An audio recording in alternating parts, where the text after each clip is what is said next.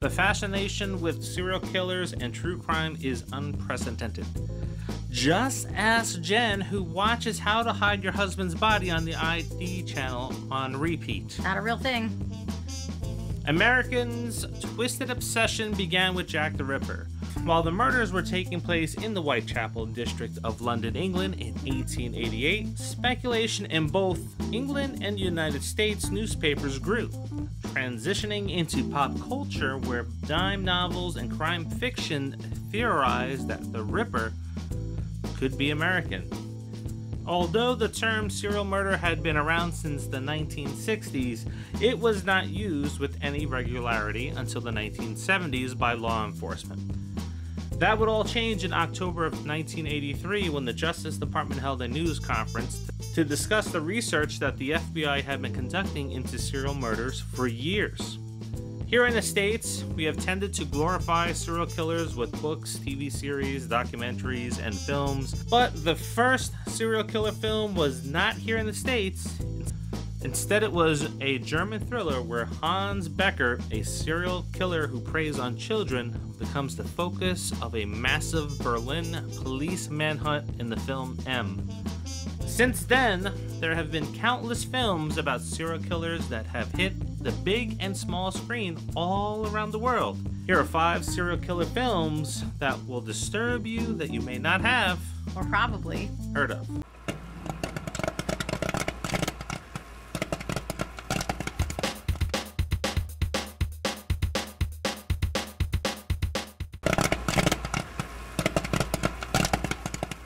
Number 5.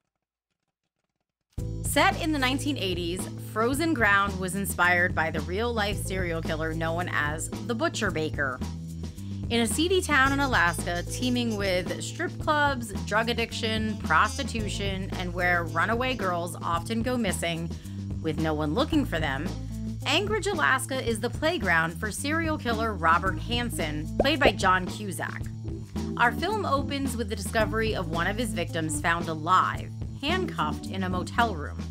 Cindy is able to identify her assailant, but because she's a prostitute, detectives believe she's lying because the person she's accusing is a model citizen within the community. Jack Halcombe, played by Nicolas Cage, is called in to investigate the body of a missing girl who was found dug up by animals. He soon begins to piece together that the victim may be connected to other missing girls in the area and also to Cindy. However, Halcombe struggles to gain support from the DA to bring Hansen in, who's already found his next victim that he's kidnapped and set loose in the wilderness so that he could hunt her like an animal. The performances in Frozen Ground drive the film forward, shining the light on real-world injustices that occur today with victim shaming and basing conviction on social status. Cusack plays the role of a serial killer looking to blend into society smugly to the point that you want to inflict physical harm on him. Number 4. When a serial killer's latest victim turns out to be the pregnant wife of a government secret agent, killer Kyung-chul soon finds the tables turned on him as he becomes the prey of her husband Ji-woon, who is driven by revenge, where Kyung-chul's death is not enough. His vengeance must be delivered slow and methodically. I Saw the Devil is a South Korean revenge tale loosely inspired by actual events that delves inside the psyche of a serial killer and their victims left to cope with their loss. It is rare to find a movie about a serial killer where you are rooting for the protagonist to hunt down the killer and slowly dole out his own form of justice. The film is as intense as it is dark. There are sequences where Kyung-chul is about to kill a victim that will make you feel icky. And it's uncomfortable to peek inside that mind of a serial killer because his attacks could be compared to that of a great white shark. While his eyes don't turn black like a great white, you can feel his soul turn black in the moment. Number 3. Memories of Murder is based on the first recorded serial killer in South Korea that is gripping, intense, and heartbreaking. The film takes place in 1986, following two dim-witted detectives, Park and Cho, who discover the body of a woman strangled, murdered, and left in a drainage ditch. The detectives believe they have found their culprit in a mentally handicapped boy when a detective from Seoul is added to the case with a different theory. The three expand their investigation as the murderer continues to strike, leaving behind a similar pattern that brings them to the realization that they're dealing with something unheard of in their country. They're chasing a serial killer. Memories of Murder is a near masterpiece as director Won Shin-yun does not waver from the truth by avoiding a happy ending or not painting a rosy picture of local police executing the investigation. Our detectives struggle with the system, their own shortcomings, always seemingly to be on the brink of solving the case, only to encounter one dead end after another. The film was released in 2003 and won several Best Picture, Best Director, and Best Actor awards, but oddly enough was never submitted to the Academy of Motion Picture Arts for consideration. Number 2. Vincent D'Onofrio's performance as Bob in Chained is haunting and disturbing, as he fully embodies the role and psyche of a serial killer. Bob blends into society as a taxi driver where he can easily pick up his unsuspecting victims, like Sarah and her 9-year-old son, who he abducts and brings back to his home to feed his urges. After raping and killing Sarah, Bob has to decide what to do with her child, who he then chains to the wall, renames him Rabbit, and becomes his surrogate father. Over the years, Bob mentally abuses Rabbit and elevates himself as the only person to ever love or care for Rabbit. Now, while Bob sees himself as a father figure, he has forced Rabbit into servitude, forcing him to do chores, study, and serve his every need, including helping Bob bury the bodies of his victims. Eventually, Bob begins to soften and sees Rabbit as someone who can become his protege and continue his legacy after he is gone. So he decides to mentor him in the art of hunting women.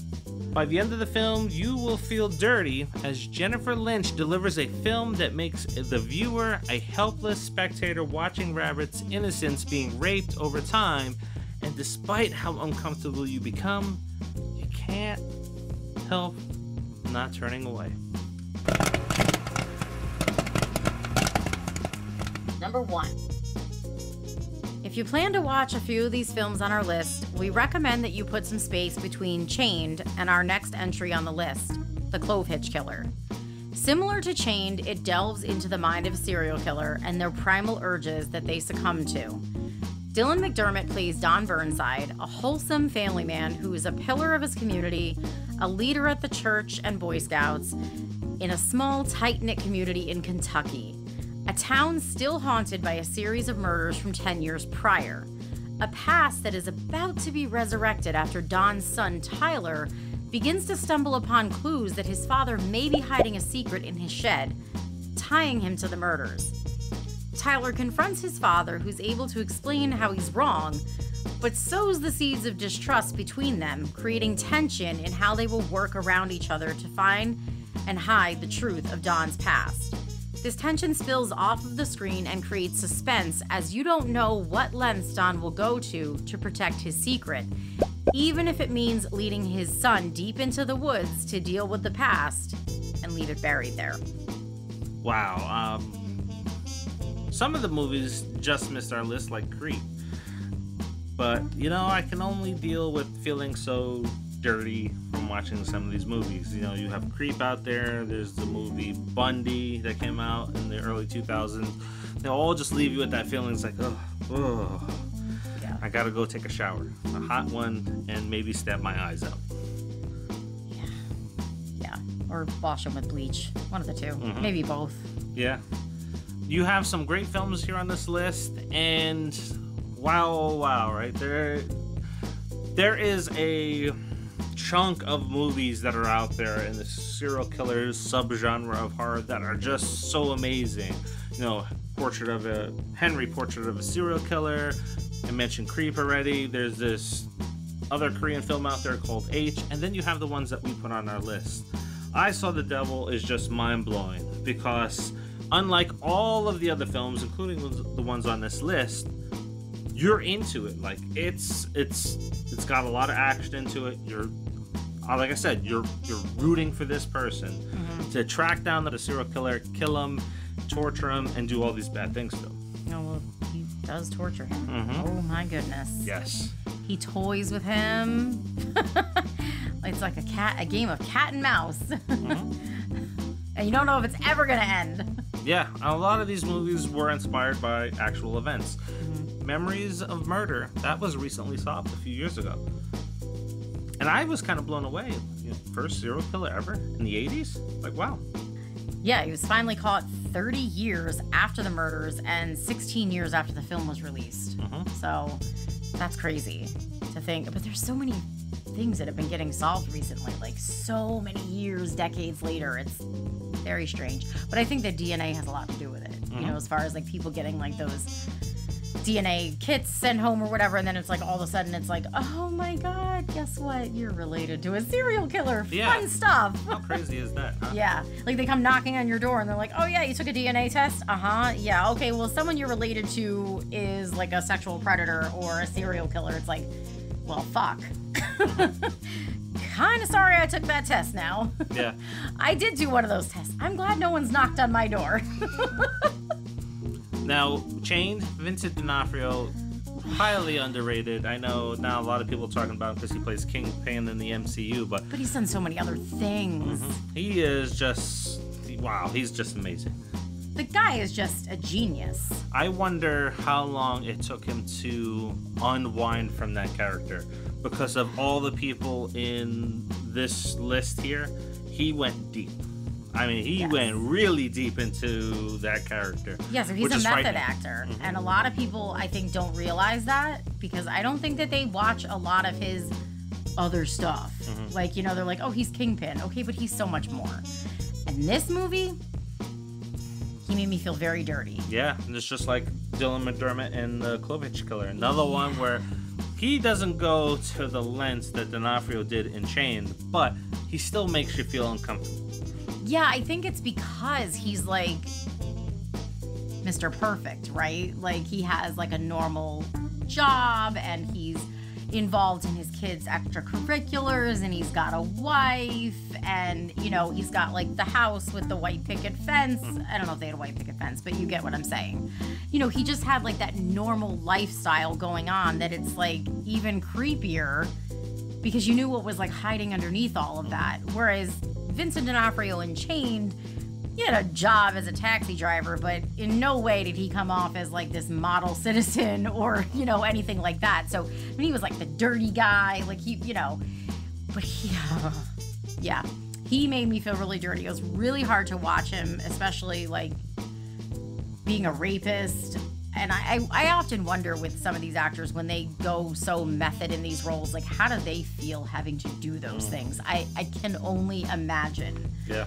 Especially when you're like an upstanding guy and you don't believe in like violence against women, and then this is what you're doing in this role, and yeah, it makes you feel dirty. It makes you want to cry. It's not fun, and it's like he said, put some space in between the two of those because those two people, while complete opposites, are equally as creepy.